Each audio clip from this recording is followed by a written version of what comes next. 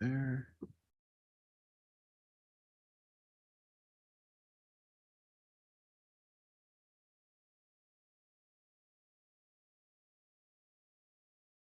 There. Okay.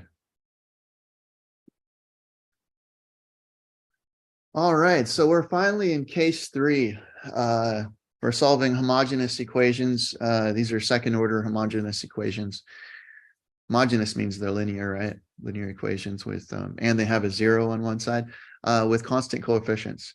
So let me go back to case 1 and case 2. So this all comes down to the auxiliary equation, right? So when you have a second order equation like this, it's homogeneous, which means it's linear and the right side is 0, all the dependent variables on the left, and there's no terms other terms that don't contain the dependent variable y. And the other thing is you have to have constant coefficients, so a, b, and c, and of course a can't be 0, right? So who can tell me why a can't be 0? Why are we not talking about those?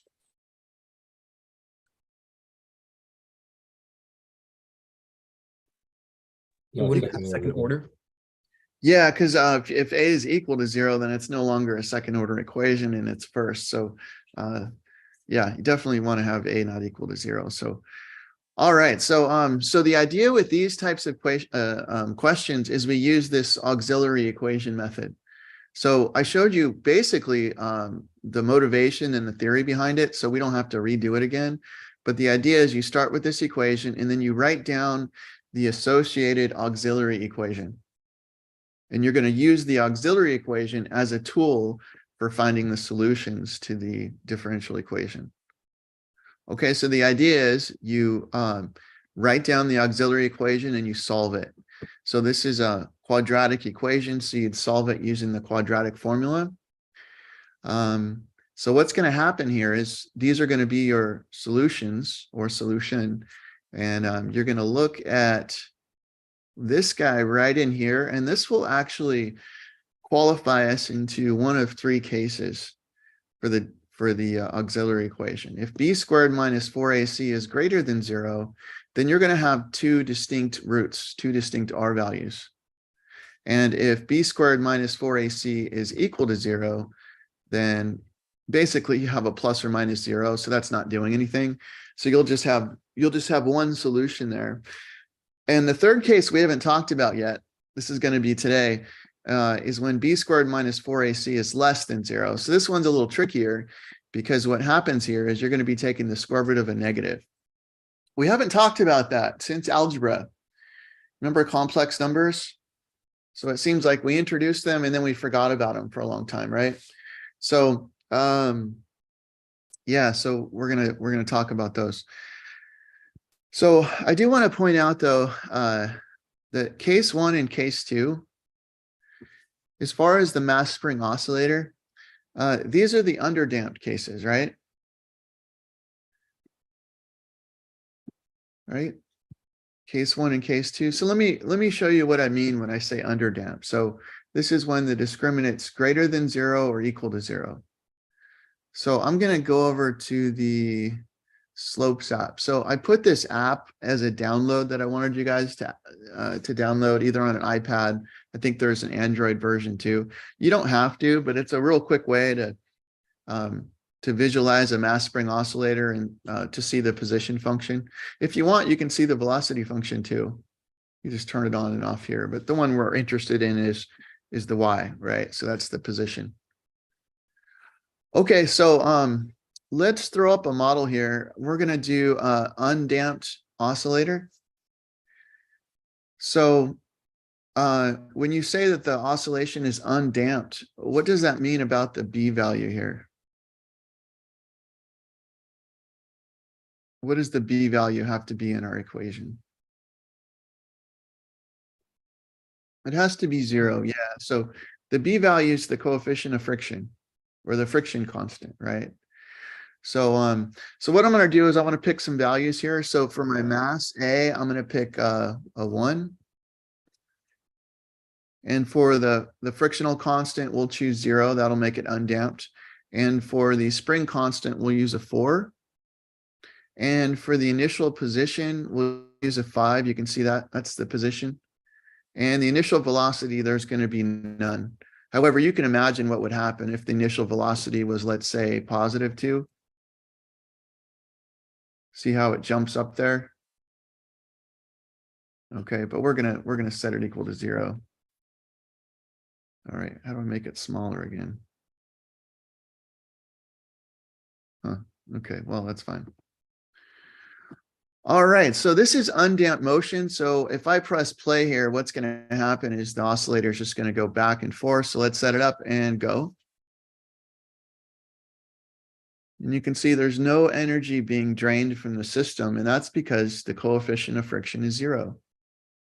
Okay, these are probably the problems that you studied in your previous maybe physics or physics classes, maybe. There's no friction. This is basic physics.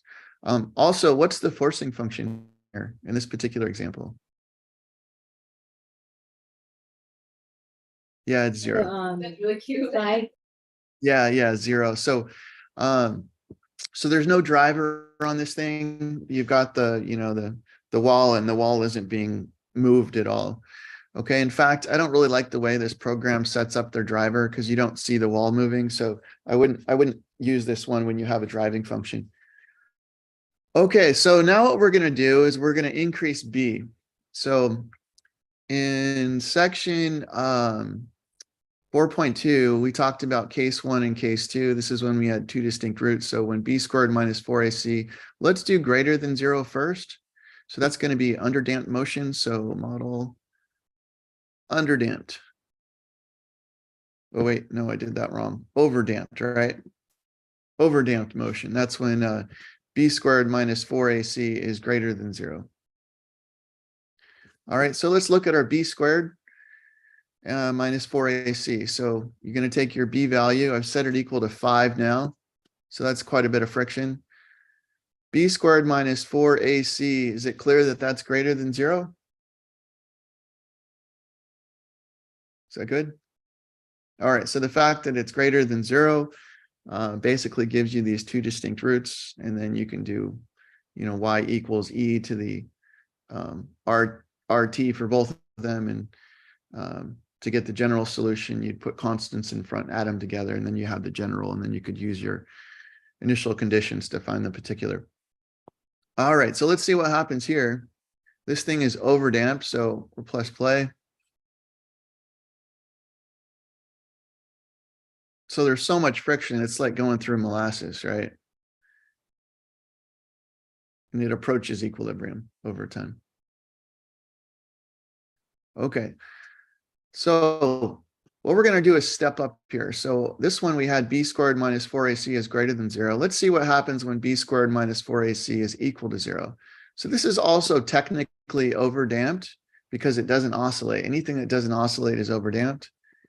So let's do, so it's overdamped, but it's a special case of overdamped. It's actually called critically damped because it's basically the envelope between overdamped and underdamped. It's like the borderline case. In fact, it kind of makes sense, right? It's right in between when the discriminant's greater than 0 and when the discriminant's less than 0. So this is special. It's an overdamped case, but specifically we say that it's critically damped.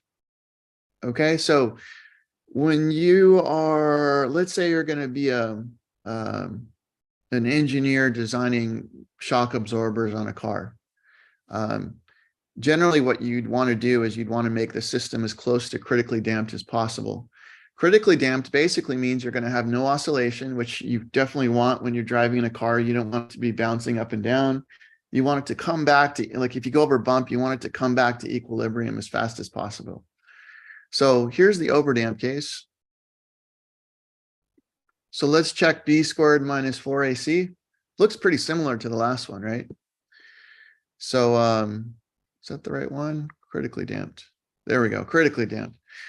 B squared minus 4AC. So what do we have here? B squared would be 16 minus 4 times A times C. So that's 16 minus 16, which is 0. So let's press play. And let's see what happens here. So kind of looks like the one we just did, right? All right, so what's changed? Well, what's changed is I've reduced the friction a little bit. If the friction is even higher, it takes longer to get back to equilibrium. So the number 4 here is the envelope. It's the borderline case where you get down to, can't quite get 4, where you get to the equilibrium as fast as possible. Okay, so that's critically damped. All right. So the next case, which we're going to talk about today, is when b squared minus 4ac is less than 0. This is the underdamped case. This is when you're going to have oscillations. So let's see what happens. So I'm going to go to model. I'm going to click underdamped. And now you can see what happens. Let's see, b squared minus 4ac. So b squared here would be 1 minus 4ac. So that's 1 minus 16. So that's negative 15, square root of negative 15. Yeah, so this would be underdamped. So you're definitely going to see the oscillations at this point. So whenever there's dampness, it's always going to decay out to 0, decay out to equilibrium. It's just how it does it. In this case, the friction is so small that it continues to oscillate around that equilibrium over time. Okay, so you'll notice it just keeps going on. Now, theoretically speaking, if you keep, it'll just keep on oscillating above and below the equilibrium forever, right? And we're going to talk about these. So if you'll notice here, if I take the B value, if I go back to the last one, which is critically damped,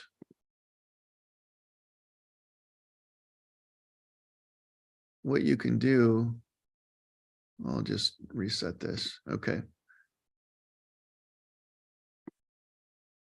If the B value is small enough, what ends up happening once it gets past that critically damped point, it'll start oscillating. So once you get below that critically damped point, it'll just keep oscillating, but it'll decay out to 0.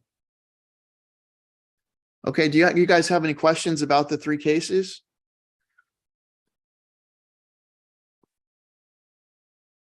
Okay, all right, so let's take a look. We did case 1 and case 2 in this section 4.2. So let's look at our solutions and see if we can identify why they are the way they are. So like, for example, that one is overdamped, right? You guys could do a real quick check, b squared minus 4ac. Okay, that's positive in this case. All right, and look at your solutions. We found 2 distinct solutions. That was one, and that was one, right? And so depending on your, your initial conditions, right? And so you'll notice that there's no oscillating in there. If there was oscillating in there, what functions do you think we should expect to see? Sine and cosine? Yeah, you'll see sines and cosines, right? So we don't see any of those. These are just going to be the other cases. Now, this one doesn't really exist in our world because it's a spring constant of -6, which doesn't make sense. So, but that's okay. We can still think about it. So here's another one. This is, again, one of those ones that doesn't exist in our universe. But more importantly, I just want to point out that there's no cosines or sines in our solution. So there's not going to be any oscillation. Even this one, when we had one repeated root, what happens here? So this is one of the discriminant 0. So this is going to be the critically damped case. You notice there's no sines or cosines there. Okay. All right. So now we're going to move on to the more interesting stuff is, when you have some oscillation. So here we go. Same thing. We're going to set up our auxiliary equation, which looks like so. We're going to solve it. We've already done case 1 and case 2. So we're going to focus on case 3. So first of all, do you guys remember this fact from algebra? When you solve a quadratic equation that looks like this, and you find one complex root, the other one will also be complex, and it has to be the conjugate. You remember that from algebra? So what I mean by that is if alpha plus I beta is a solution, then that must mean that alpha minus I beta is a solution. You're guaranteed that. Okay, so that makes things a little easier because if you know one, you get the other for free, right? So there's kind of this symmetry involved when you move into this this world here. So what's happening here? Well, look, b squared minus 4ac, that's negative in this third case. So what happens is you've got a negative in the discriminant. So you're taking the square root of a negative. So what we're going to do is make sure we use that the imaginary unit I to express our answers. So what's going to happen here is you're going to factor an I out. You're going to basically have a square root of -1. You're going to factor it out. So your solutions will look like this. You'll definitely have 2 because they appear in complex conjugate pairs. We're going to call the real part alpha and the imaginary part beta. Okay. All right. Now, if we apply the same logic that we did in the last section, we can actually come to 2 solutions rather quickly. All you have to do is apply the same logic. You're going to take e raised to the RT. And since we have 2 roots, we'll have one root here, or one solution given by this equation here, and then we'll have another solution given by that equation. That okay?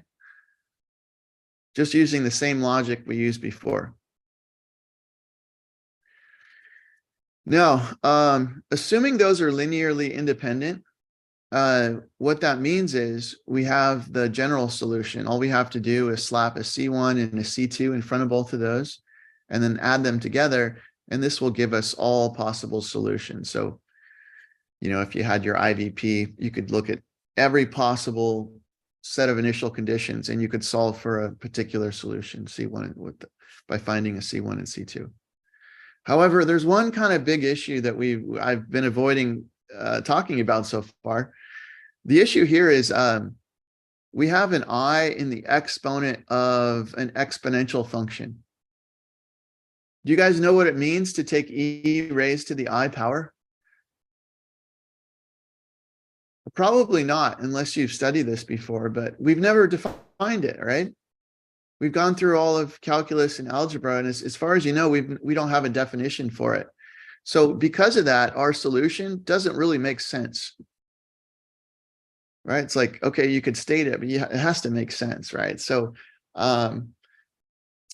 you might think we're stuck, but actually it turns out that it does make sense, but we have to formally define it.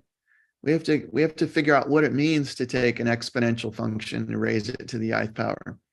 So it turns out that this meeting is basically brought about by this equation called Euler's formula. And it's one of the most beautiful formulas you'll probably see in mathematics. It's really nice because it involves, you know, a few things that seem unrelated, right? You've got an I, and then you have an exponential function base E, and then you have a cosine and a sine. Like, it's strange that all 4 of those are related. But this is the relation, and it holds for any theta that's a real number. It's called Euler's formula. So what we're going to do is we're going to exploit this formula to see if we can bring about some understanding to our solutions. Is that okay? Any questions so far?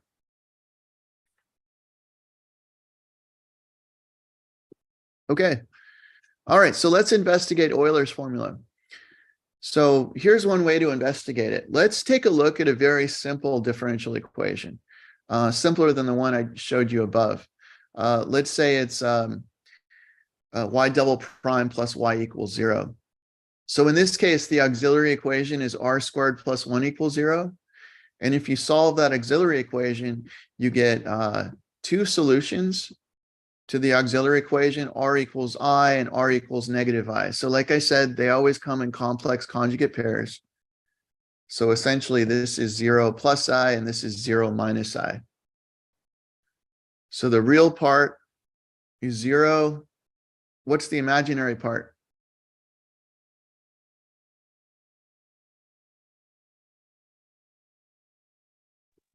One.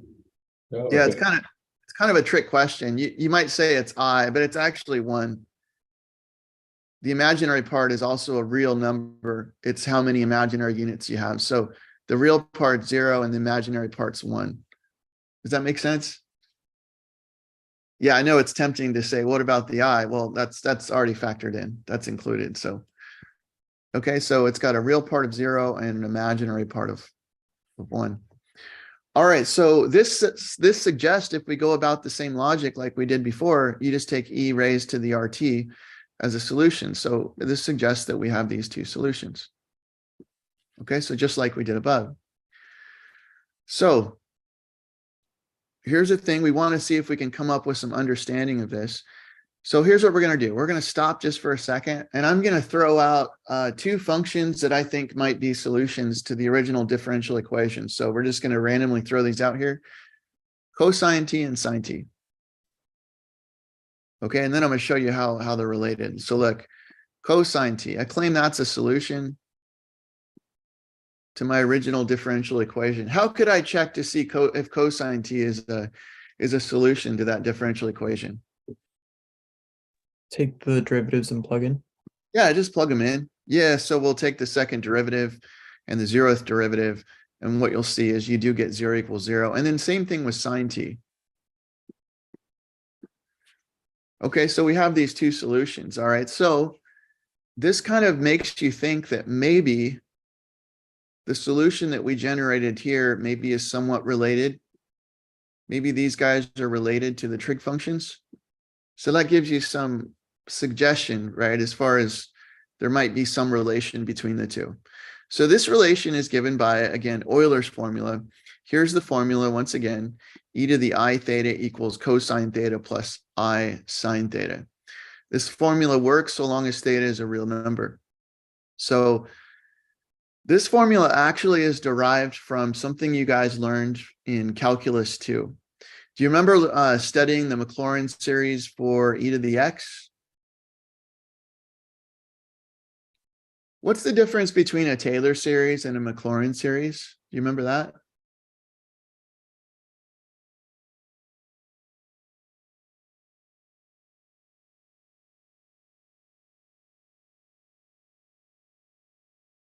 Anyone? It's okay. It's been a while, right? All right. Well, a Maclaurin series is a Taylor series. It's just a special one. It's the one where it's centered at what number?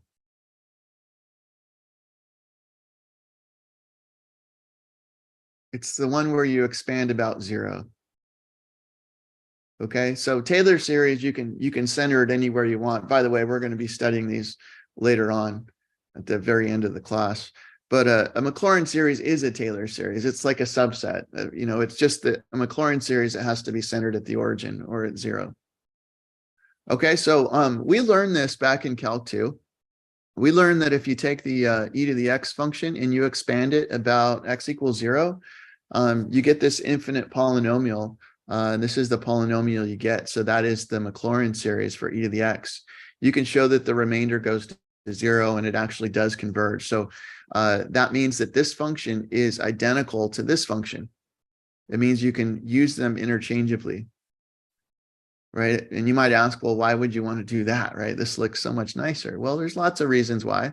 What we're doing right now is an example of why it's useful to know the Maclaurin series for e to the x.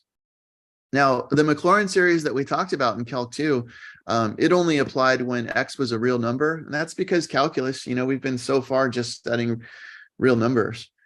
But it turns out that it actually also applies when you're expanding, when your x value is a complex number. So typically speaking in mathematics, when you're dealing with real numbers, we'll use like an x for a variable. But when you're dealing with complex numbers, we'll use a z. Okay, so you can kind of think of it like this. A complex number is going to have a real part x and an imaginary part y, right? Is that okay? So before in Calc 1, we were limiting ourselves and we were looking at complex numbers where the y value, where the imaginary part was 0. So now we're just broadening our view. So it turns out that the Maclaurin series actually applies even when that number x, even when that's a complex number. So we can actually take our formula and we should technically rewrite it using a z. We use a z, that's the convention for a complex number. Okay. All right, so let's look at an example. Let's pick a complex number for z. I'm going to pick a real basic one. I'm going to pick 0 plus I theta. So the real part is 0 and the imaginary part is theta. So what I can do is I can use my Maclaurin series expansion right here. And everywhere I see a z, I can plug in an I theta. Okay, so if we plug in an I theta for that z and that z and that z, all the z's, you'll get something that looks like this. And luckily, back from algebra, you guys know how I works, right? You guys know that if you take an I and you square it, what do you get? What's I squared?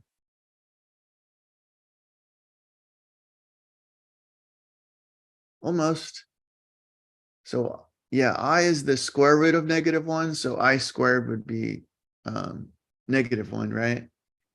Yeah, it's okay. So what we can do is we can actually multiply these out. And what's going to happen here is whenever you have an I squared, a term that involves I squared, it's going to turn the number into a negative.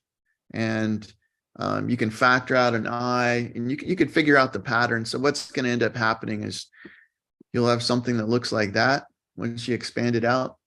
I'll let you guys work through that. You can do it. You'll notice it's got 2 negatives, then 2 positives, then 2 negatives, so on and so forth.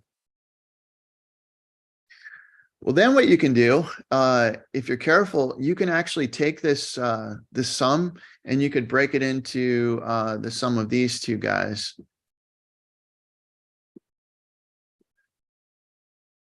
Okay, so you can kind of think of this like a complex number, right? So look, this would be the real part, and then you've got I, and this would be the imaginary part, right?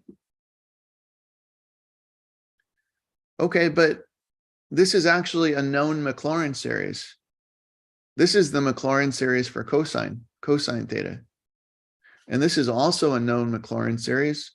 This is the Maclaurin series for sine theta. And they both converge everywhere, right? The remainder goes to 0 everywhere. So what that means is we can actually take the expression e to the I theta, and we have full confidence that we can replace it with cosine theta plus I sine theta for any real number theta. And that formula is called Euler's formula. And when you go from this side to this side, we consider that an expansion. We're expanding it, right? We're taking e to the I theta and expanding it into cosines and sines. Okay, so that's where Euler's formula comes from. Do you guys have any questions about Euler's formula?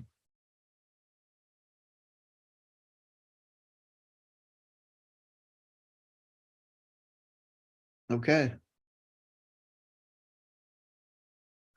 All right. So finally, let's jump in. Again, we're going to look at case 3 where we have 2 complex conjugate roots. So here we go. Here's our second order differential equation. It's homogeneous with constant coefficients. There's the auxiliary equation. In this case, we're in case 3, so the discriminant's less than 0. So when we look at our solutions, this value underneath the square root is negative. All right, so what we're going to do is we're going to factor out an I out of there. So what we can essentially do is we can reverse the order of the b squared minus 4ac. and we could write it 4ac minus b squared, as long as we factor out a negative. And then we can pull the negative out of a square root, which essentially gives us our imaginary unit I. And the reason we do that is that now this is positive, right? Now we can take the square root and we just have this I sitting out front. Is that okay so far? Okay, so look, it's starting to look a little ugly here. So what we like to do in mathematics when things get ugly is we just start renaming stuff, make it a little easier to look at. So why don't we take this guy right here, this real part, and we're going to rename it alpha. And then we'll take this part, this imaginary part. That is, it's real, right? But if we call it the imaginary part, we're going to call that beta. Is that okay? Okay, so what we've got is two solutions. We've got R1 is alpha plus I beta, and R2 would be alpha minus I beta. Is that okay? Okay, all right, so two complex conjugate roots. All right, so what does that mean? Well, just like we said before, that means e to the RT is a solution for each of these. So we've got two solutions, just using the same logic we used in the last section. Now, finally, now that we have an understanding of what e to the I means, or e to an imaginary power means, let's go ahead and use it. Oh, before that, let's write the general solution. Let's slap a plus between them and then put the C1 and the C2 in front.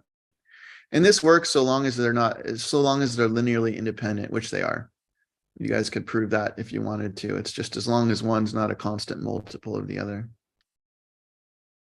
Whenever these are distinct, when you're solving, you're not going to run into the issue of being linearly dependent.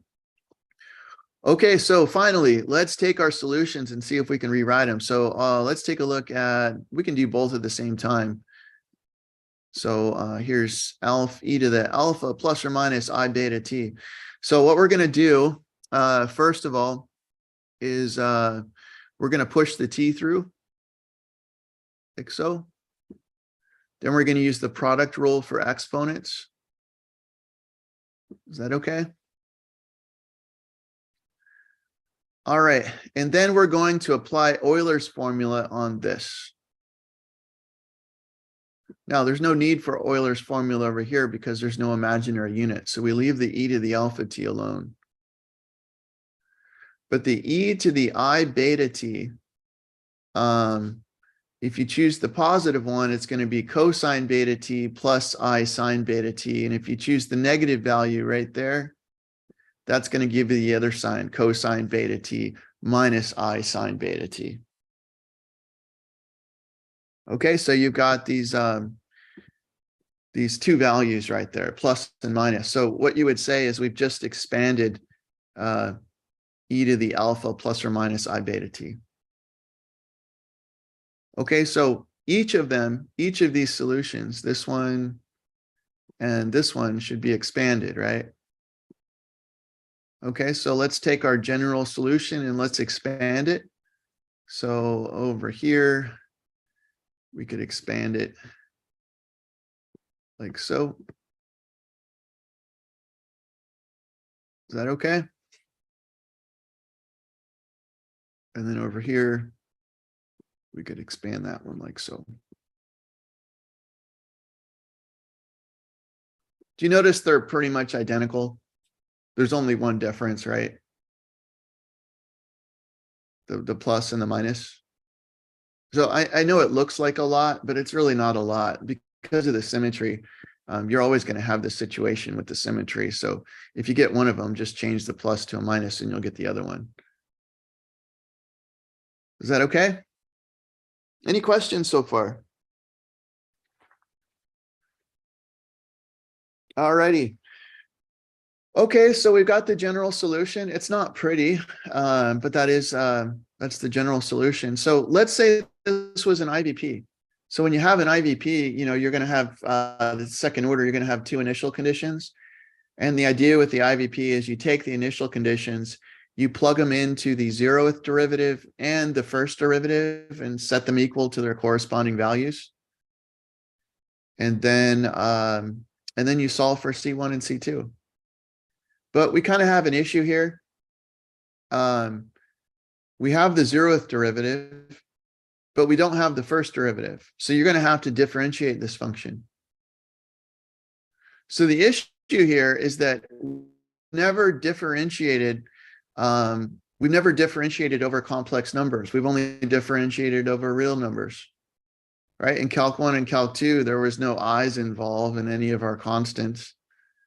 There was no i's involved in front of any variables or anything. So the question is, how do we get around this? Well, it turns out that all of those rules actually carry over when you replace real numbers with complex numbers. So for example, here's a basic rule. This is the derivative of e to the at. So this is a rule from Calc 1. You would just use the chain rule on this. So you have e to the at times the derivative of the inside, which is a. And Roberto, are you still with us today? Yes. Okay, all right, just checking. All right, so a e to the at. All right, so what we can do is we can just replace the a with, let's say, a general complex number, alpha plus I beta. And so when we differentiate, we just apply the same rule, right? So it's just e to the alpha plus I beta t, and then we differentiate alpha plus I beta t. Alpha plus I beta is a constant, so we just multiply times that constant in front. Does that make sense? It looks more complicated, but really it's the same rule that we've been working with since, probably the first few weeks of Calc 1. All right, any questions so far?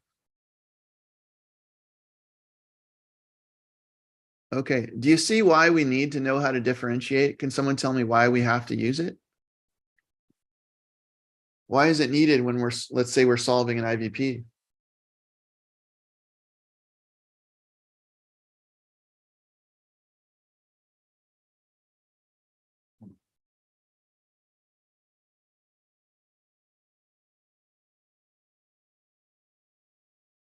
Anyone want to take a stab at it? Can you articulate why? Would the exponent just go to basically return to 1 or 0? Does it get so big? Is that correct or no? Well, I guess my question would be, let's say this was an IVP. So you're going to have two initial conditions, right? So one of the conditions might be y of 0 equals, let's say, something like 5, and the other one would be y prime of 0 equals 2. So when you're solving something like this, you find the general, which we did. So here is the general solution. But then your job to solve the IVP is to find the particular one that satisfies these two conditions. Okay, so why do you need the derivative in order to do that?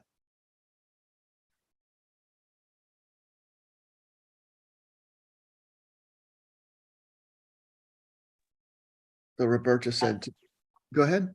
Is it to get the correct constants for those IVP? Yeah, you need to find the constants, right? So in order to find the constant C1 and C2, you're going to use both of these facts. Now, this one doesn't need the derivative. It uses the function y, which we have. There's the function y right there, right? But in order to apply or to use this initial condition, you have to know what the derivative is. Okay, so that means that we're going to have to differentiate this.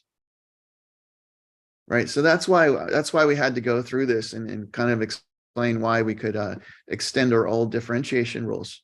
Because in order to solve IVPs, we have to know how to differentiate. We only need the first derivative, right? But we definitely needed this fact. Does that make sense? We're going to do it right now, so you'll see it play out. So here's an example. Here's an IVP. Is this problem one that would, as far as the mass spring oscillator goes, is this something that would happen in our universe, or is this Is this in another universe?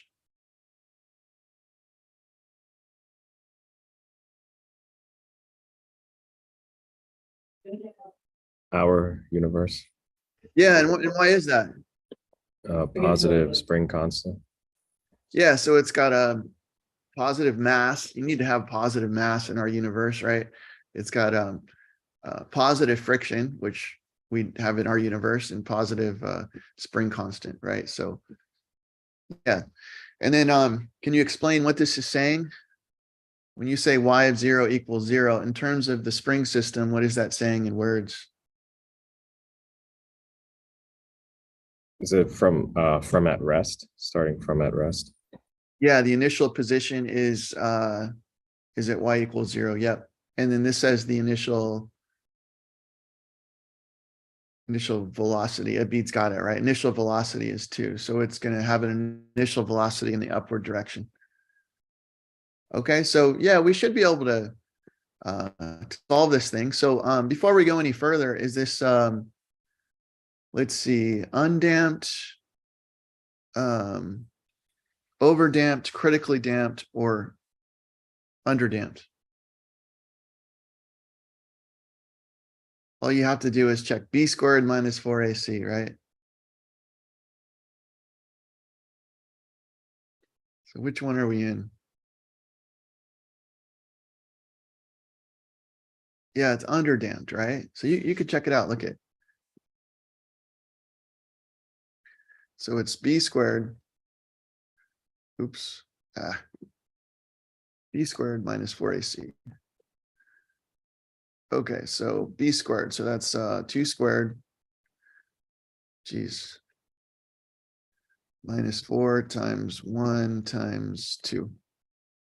So that's 4 minus 8, which is -4.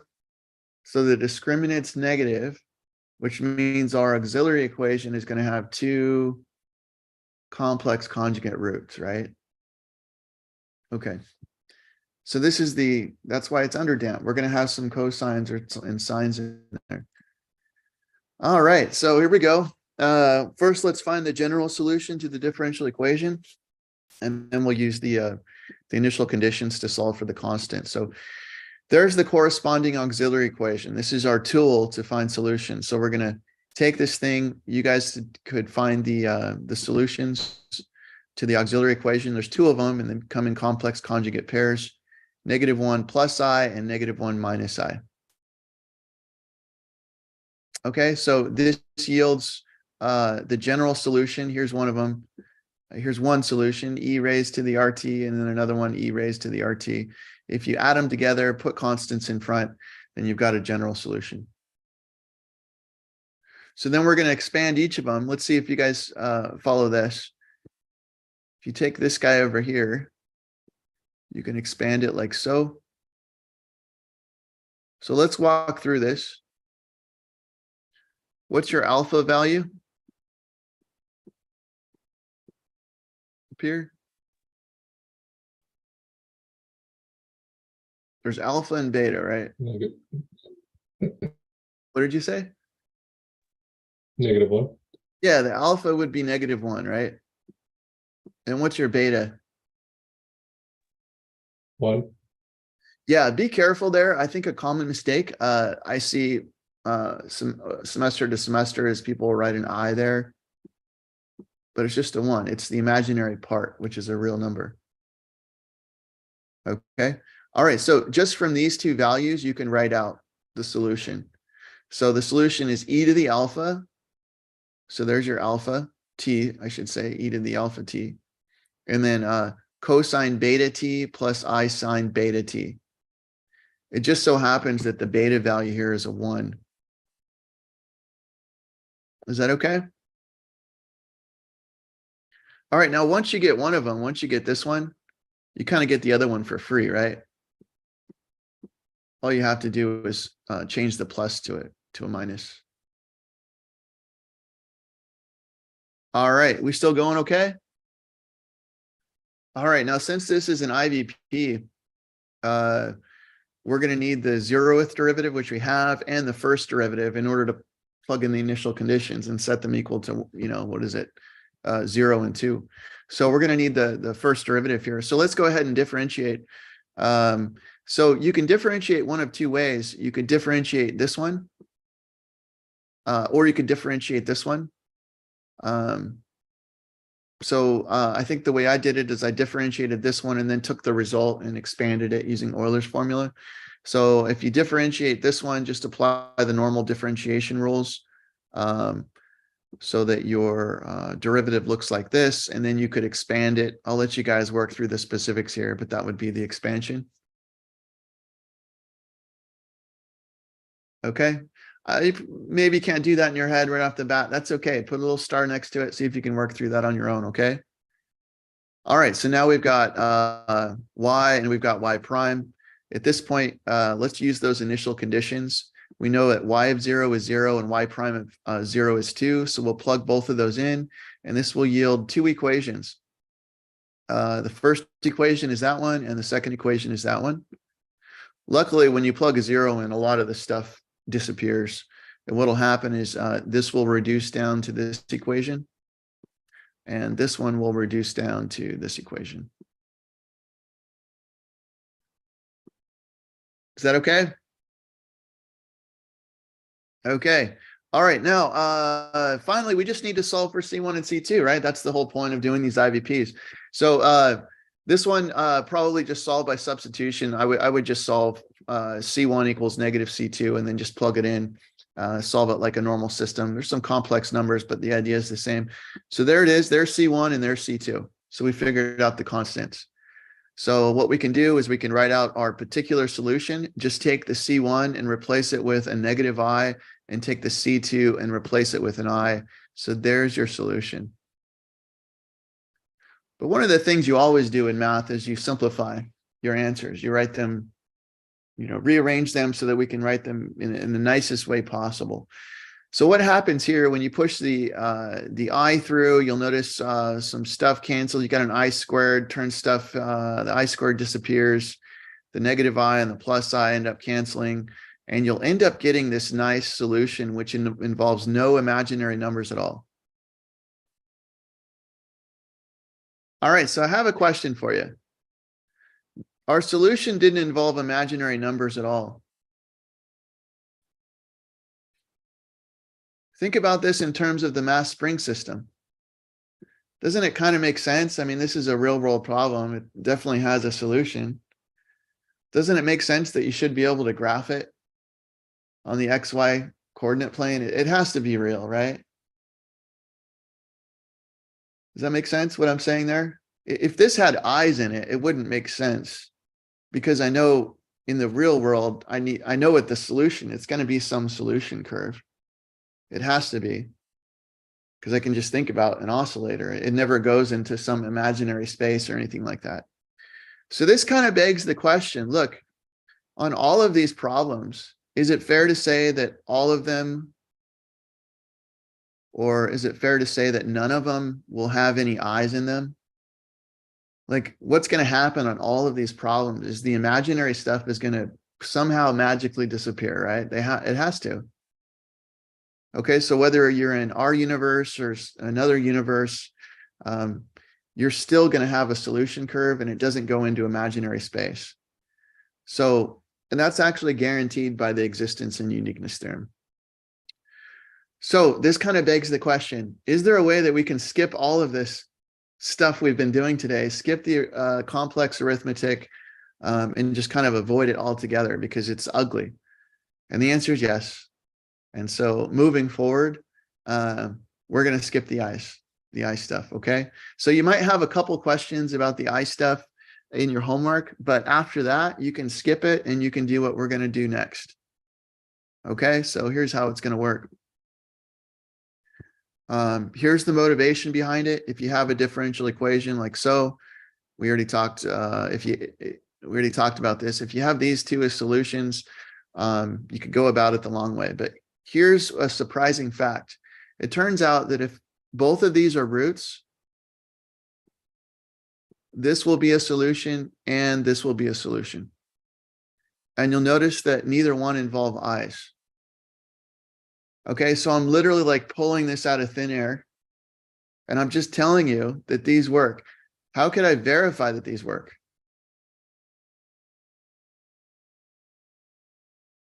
How do you verify anything? Plug in. Yeah, you just plug it in, right? So do you guys think if you could plug it in and show that if you wanted to?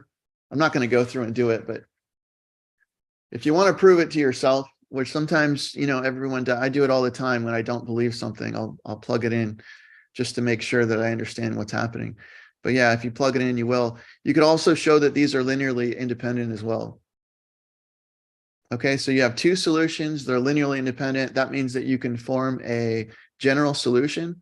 All you have to do is add them together, slap constants in front. And now you've got all possible solutions. You're guaranteed that that's all of them. So every single pair of initial conditions will yield different C1 and C2 values, and you can get every possible solution. And you'll notice that we are completely skipping imaginary numbers. All right, so we kind of figured this out by, I don't know, divine intervention. Someone figured that out, right? So we're not going to prove this. All we needed to do is find two that worked, and we did. So we're good. So moving forward, whenever you have this situation for your auxiliary equation, you can move to those guys. You don't have to justify it or anything like that. All right, so let's try it out. So we've got second order. This is a real world problem. We've got positive M, B, and K. So this exists in the real world. We're going to find a general solution. So how many constants are we expecting here? 2, right? Okay. Is this what kind of damping do we have here? Is it undamped, underdamped, overdamped, critically damped?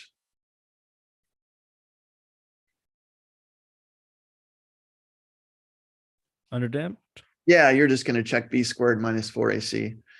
By the way, we're in the underdamped section, so it's probably underdamped, right? So, okay, so let's see here.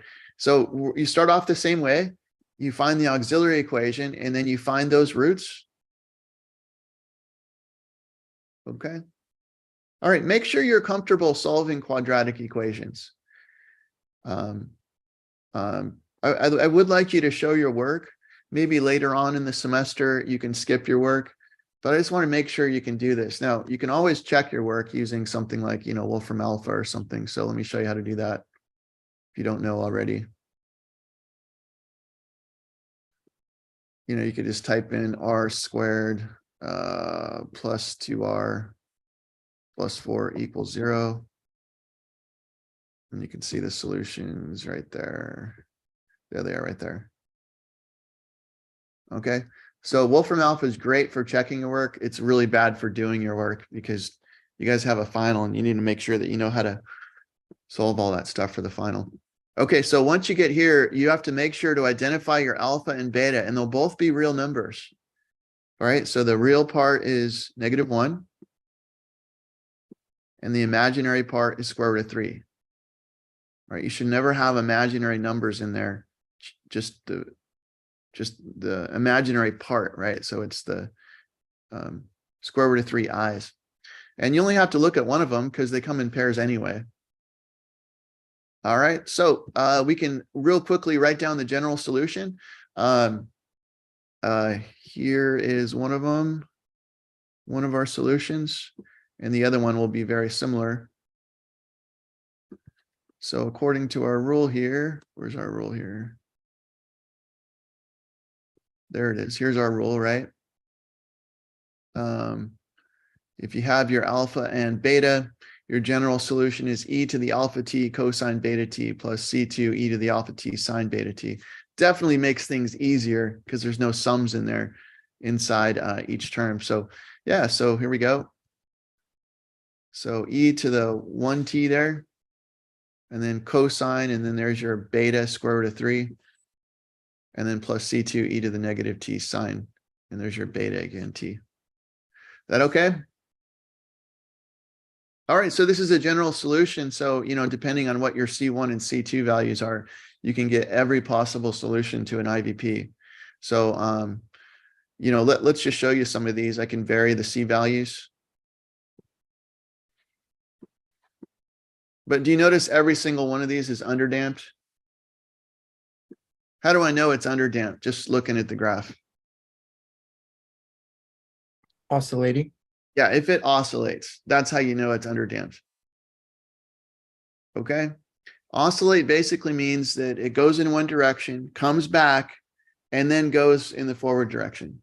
So it has to make a complete cycle and then continue. Right. Okay. So it's example 2. All right. Do you guys have any questions on that one?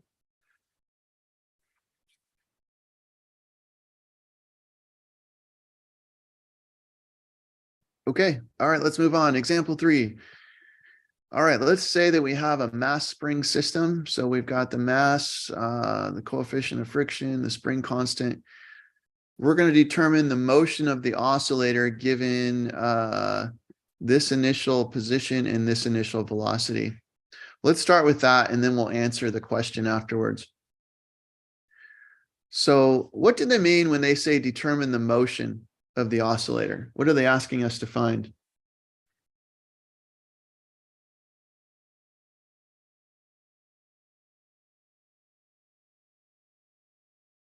The position function. Yeah, they're asking you to find, like, if you write out your differential equation, right, and you write out your initial position, which was given 0.7, and your initial velocity, which was given at 0.1. They're asking, when they say determine the motion of the oscillator, they're asking you to find the position of the object. Okay. All right. So same thing here. We're going to set up our auxiliary equation. If you wanted to, you could check to make sure this is an underdamped problem. You could check b squared minus 4ac and you'll see that it's negative. But in any case, we're in this section, so it's going to be underdamped. So if you find the roots here using the quadratic formula, you'll notice you have these two roots and they're definitely conjugates of each other. This would be a great example where I would probably use Wolfram Alpha to check my work. Right? So I would probably try and do this by hand first, then plug it into Wolfram Alpha. And then if I'm off, I would figure out, where my error was, but at least I'd have a check. All right. So then you'd identify your alpha and your beta. So there's your alpha and your beta is the 1 right there. It's the silent 1. So there's your alpha, there's your beta. And then we'll just use that rule, right? Our shortcut. So the general solution is going to be e to the alpha t cosine beta t plus C2 e to the alpha t sine beta t. All right, and then you could clean this up a little bit, write it a little nicer like so. That okay so far? Okay, so there's our general solution, but we want to find the particular solution that satisfies these two initial conditions. So the two initial conditions are y of 0 equals 0.7 and y prime of 0 equals 0.1. So let's see, we're going to need the derivative. So you'll have to differentiate this guy to get y prime. So that'll give us a y function and y prime. We're going to plug in 0 there into both and then set them equal. And what'll happen is you'll get this nice system. This one's super easy to solve because C1's already solved for. When you solve for C2, you'll get 1.3 over 6, and we'll leave it that way. Okay, so there's your constants. So you simply plug in your constants in for the coefficients into your general. And now you have the particular solution. And here's the graph of this particular solution.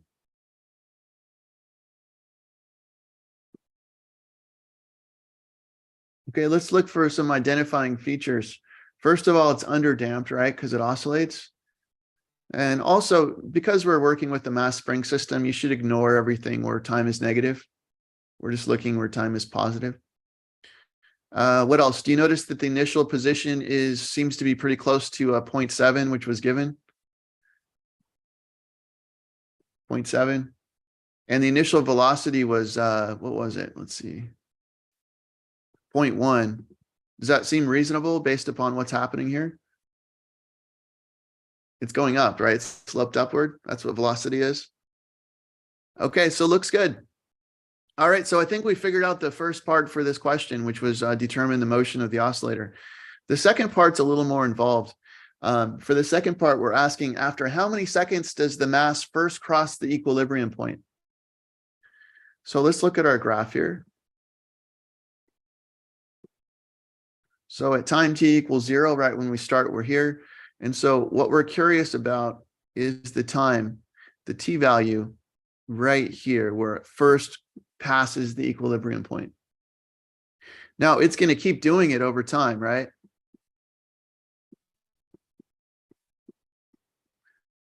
So what we want though is we want this first one. So is it fair to say that it's some time between pi over 2 and pi? Just to get an idea of where the solution would be. Okay, so let's find it.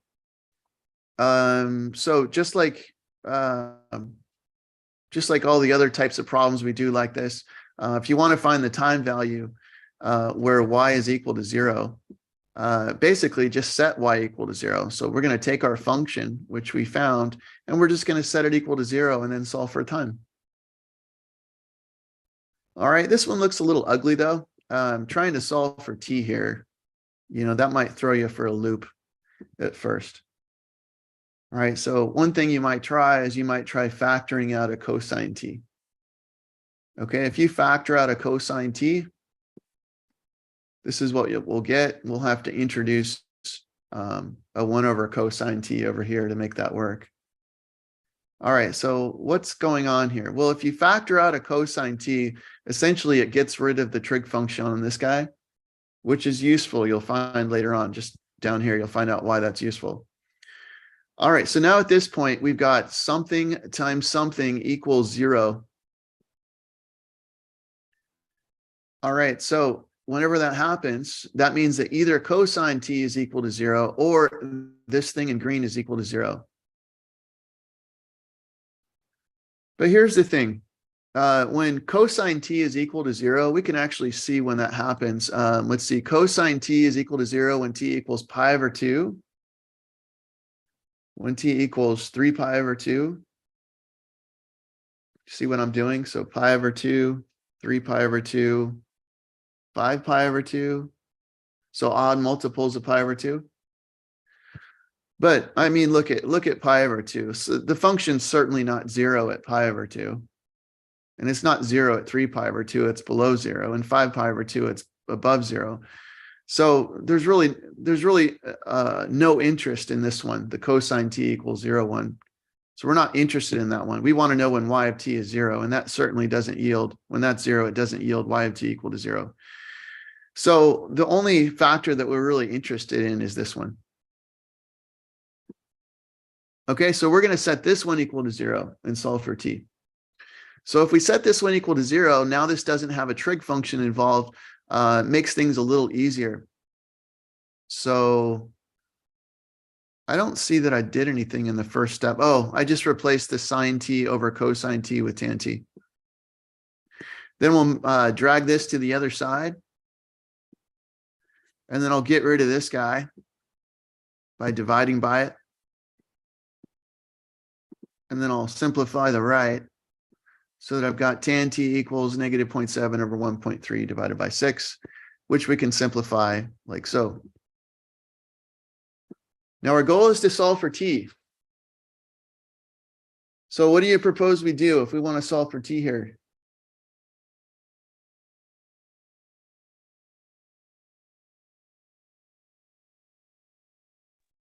Divide by tangent, both sides are inverse tan multiplication. Yeah, so in order to undo the tangent function, which is operating on t, we have to apply the inverse tan function. However, the inverse tan function doesn't exactly undo tangent. The inverse tan function, when we apply it, we're going to lose a bunch of solutions. The reason why is because inverse tangent only pops out values between negative pi over 2 and pi over 2. The tangent function, if you graphed it, it's a whole bunch of curves, right? But if you look at the inverse tangent function, it kind of does this. Here, I'll show you.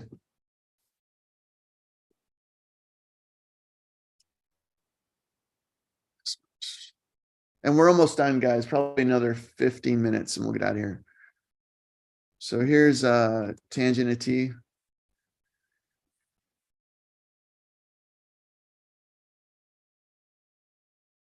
Change this guy to steps. 2. There we go. So that's the tangent function. All right, but if you graph the inverse tan function, is it arctan? Yeah, it loses. I mean, essentially it's reversing or it's flipping the x's and x and y values. But in doing that, it loses all the other solutions. And that's because in order to be a function, it has to pop out one value. It can't pop out a whole bunch of values. So what I'm saying here is that when you apply the tan inverse function, you're only going to get one solution, but you can get all the rest just by using something, a fact from trigonometry. The fact is that tangent is pi periodic, right? It repeats every pi. So once we find one solution, we can get all of them. So if you apply tan inverse to both sides, then you have t equals tan inverse of negative 4.2 over 1.3, which is negative 1.27. This is one of the solutions. That's one of the times where the y value is 0. In fact, you can see it in the graph. Where is it? Negative 1.27. It's that one, right? Yeah, that's the one that's in between negative pi over 2 and pi over 2, which is the range of tan inverse function. So that should be the one that you get, right? All right, but the one that we want is this one right here. So first, let's find all the solutions. If you want to find all the solutions, all you have to do is take that negative 1.27 and then just add integer multiples of pi to it. And you'll get every single possible solution. So where n is any integer. The one that we're interested in is the one that's in between pi over 2 and 3 pi over 2. All right, so what I'm going to do is I'm going to take this one and I'm going to add one multiple of pi. So I'm going to choose n equal to 1. And if I choose n equal to 1, it's going to put me in the interval that I'm after, which is 1.87 seconds. Okay, so that's what this is. That number right there is t equals 1.87. Using the same logic, I could ask you a more complicated question. I could ask you, hey, can you find the time where the equilibrium, where it passes equilibrium the third time? Right, so this would be the first, second, and third. So you could find that. All you have to do is find this one, which we did, and then just add, let's see, pi, 2 pi, 3 pi. And then you'd have your solution. So you can ask more difficult questions. But it is important for you guys, I know you're going to be engineers, a lot of you, so to understand how the tan inverse function works and also its downsides. It has a downside, it only pops out one value. So you have to use what you know about trig functions to fix that issue. All right, almost done. The last couple are pretty easy. Okay, so let's find a general solution here.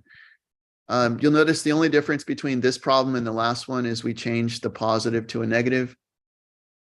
So on this one, this does not occur in our universe. This is a different physics engine. The way to maybe understand this is that the friction is negative, which means in our universe, friction drains energies from systems. And in this universe, friction is going to pump energy into the system. So right off the bat, can you imagine how this oscillator is going to work? So it's a spring system, right? So normally it would do this. And it would kind of slow down over time, right? But it's going to do the opposite. Instead of friction draining energy from the system, it's going to pump energy in. So can you take a guess, like visually in your head? Can you imagine it? Does it look something like that? Does that seem reasonable? Yeah, so now we could go ahead and prove it. I'll let you guys do the work for this, but you just do it the same way, right? You find your R1 and R2, identify your alpha and beta. use that formula for a general solution. There's your general. That's what all we were after in this case. And then I went through the argument there to explain it, but you could pick different values for C1 and C2, plug them in Desmos, and you'll see they'll all look something like this. Okay, and lastly, same thing here. This is one that doesn't occur in our universe. What's the problem with this one?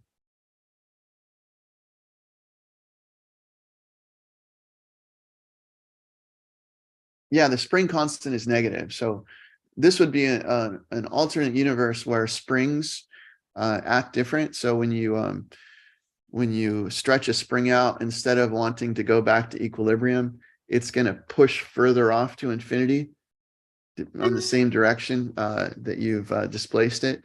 So you might want to at first glance, take a guess as to what you think the solutions to something like this would look like. We actually already did this one in a previous section. It's going to look something like that, right? All right. So, as far as solving it, you guys could go through and do the work, but all I'm asking you to do is to interpret it. So look, for this particular graph, I gave an example where the initial position is 1. Does that make sense? You see the 1 right there? Okay. And then I went through different values for, and that should be y prime of 0, right? Okay, so I picked some different values for y prime of 0, which is the velocity. So we'll start off with the 6. That would be this first curve off at the top. Does that seem reasonable? If it's already stretched out, right, and you're above equilibrium, the spring's already going to want to push in the upward direction. And the fact that you've given an initial velocity of 6 is only going to make it worse. So it's going to dispel off or expel off to positive infinity. So that would be initial velocity of 6. If the initial velocity is 0, then the string is already stretched. And so the spring is going to push you off to infinity still. So it's the same situation. And I think I left this one off. -6. This is probably the most interesting one. If the initial velocity is -6, and it just so happens that -6 is just enough velocity to push us towards the equilibrium solution and it'll approach it, it's very unstable, which means the moment you move off of this thing, it's going to push to positive infinity or negative infinity. But if you find the solution, you'll find that theoretically it actually goes to this equilibrium solution and it stays. And of course, anything negative or anything below that, it's going to pass the equilibrium point. And once it passes, it's just going to go off to negative infinity in both of those cases. That okay? All right. So I hope you understand that throughout this chapter, we're going to use that mass spring system to gain some intuition into these equations. So now when you run across something like this, you can actually have something concrete in your head that you can use to kind of analyze it. Okay, guys, that's it for today. Let me take a picture before you leave. Hold on a second.